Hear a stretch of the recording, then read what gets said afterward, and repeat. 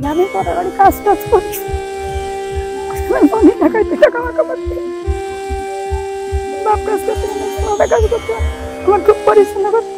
বাড়ির আশপাশ জঙ্গল ঘেরা একটি জরাজীর্ণ টিন ও পাটখাড়ির ছাপড়ি ঘর।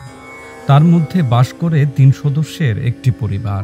বাবা আতিয়ার রহমান ও মা নুরি বেগম শারীরিক প্রতিবন্ধী ও ছোট ভাই ইঞ্জিল বুদ্ধি প্রতিবন্ধী।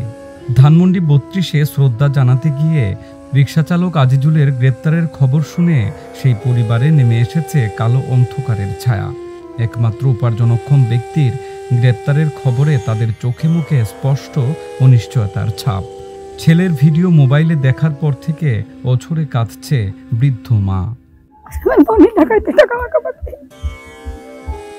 গত 15 আগস্ট ধানমন্ডি ৩২ নম্বরে শ্রদ্ধা জানাতে যান রিকশাচালক আজিজুর রহমান। সেখানে উৎসুক জনতার হাতে নির্যাতনের শিকার হয়ে পুলিশের হাতে আটক হন আজিজ। পরবর্তীতে তাকে জুলাই গণঅভ্যুত্থানের সময়ের একটি হত্যাচেষ্টা মামলায় গ্রেপ্তার দেখিয়ে আদালতে হাজির করা হলে তাকে কারাগারে পাঠানোর আদেশ দেন আদালত। কিন্তু রিকশাচালক আজিজুর ছিল তার প্রতিবন্ধী পরিবারের একমাত্র উপার্জনক্ষম ব্যক্তি।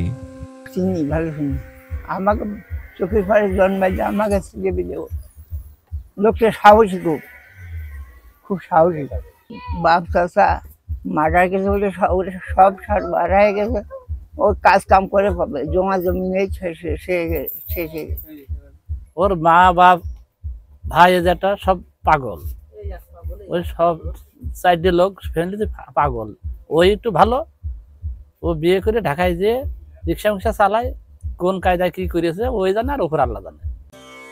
আজিজুর রহমানের বাড়ি ঝিনাইদহ সদর উপজেলার ঘোড়শাল গ্রামে। ওই গ্রামের মধ্যপাড়ার আতিয়ার মণ্ডলের বড় ছেলে তিনি। গ্রামে তার পরিবারের ৩ সদস্যের মধ্যে বৃদ্ধ বাবা মা ও এক ভাই রয়েছে। তাদের মধ্যে সবাই শারীরিক ও বুদ্ধি প্রতিবন্ধী। এলাকাবাসী ও স্বজনেরা জানায়, ৪র্থ শ্রেণীর গণ্ডি না পেরোতেই আজিজুর ধরেন সংসারের হাল। কখনো রাজমিস্ত্রির সহকারী, আবার কখনো অন্যের জমিতে কাজ করে চালাতেন সংসার। ৩ বছর আগে জীবিকার সন্ধানে স্ত্রীকে নিয়ে ঢাকায় আসেন আজিজুর। রিক্সা চালিয়ে উপার্জন দিয়ে চলত 2টি সংসার। সেই গরিব মানুষ, তার মা বাপ ভাই 3জনই পাগল। সেইটি একটু ভালো, তার মা বাপের দেখে সে। আর এই ছেলেটা যদি জেলে থাকে, তার মা বাপ কিটা দেখবে? আজিজুল আরো অসহায়, গরিব মানুষ, বিয়ে থা করে ঢাকায় রয়েছে, কাজকর্ম করে খায়।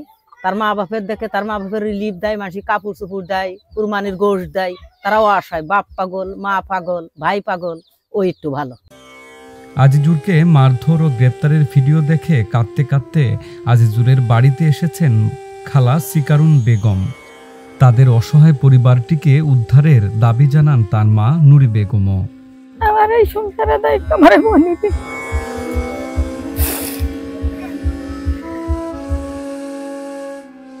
আর কেউ নেই গ্রামে, আপন বলতে কেউ নেই, খালি আমরা একলাই। মনীষা সারা মেলা দিন আগে মানার কাছে বলে সব চলে গেছে, খালি আমরা একা রয়েছি, আর কেউ নেই।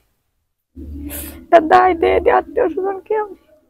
ছেলেটা আটকা পড়েছে, দাদা আমি 10জনই 500 টাকা পাঠাবো, আমার এমন কোনো সমর্থ নেই। আমার মনে এই ঢালার কাজ করতে, ছাদ ঢালার কাজ।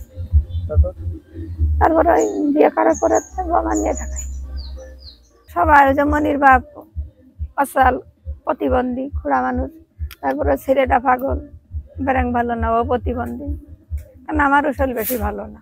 আমার ছেলে একটা তো কোনো দল ভাগ করে না, সবাই তো বলেছে, কালকে যারা আইলে টাকা সবাই বলেছে ভালো। তার দূরত্ব ঝেড়ে দিলি তো সে তার সংসার চালাইছে, আমার কিছু দিতেও পারতো। আমি এরকম মোবাইলে দেখেছি, বুঝেছো বাবা? আমি দেখে আমি চাইছি মানুষ, আমি সহ্য করতে পারতে না। থাকতেন না, পুলিশ ছিল, জামাত ছিল। আজিজুল কোনো রাজনীতি করে না, খুব ভালো ছিল, রিক্সা চালায় খায়। স্থানীয় স্বজনেরা দাবি করেন, আজিজুরের পাঠানো টাকায় চলত তাদের সংসার। আজিজুল কখনোই কোনো দলের রাজনীতির সঙ্গে জড়িত ছিল না।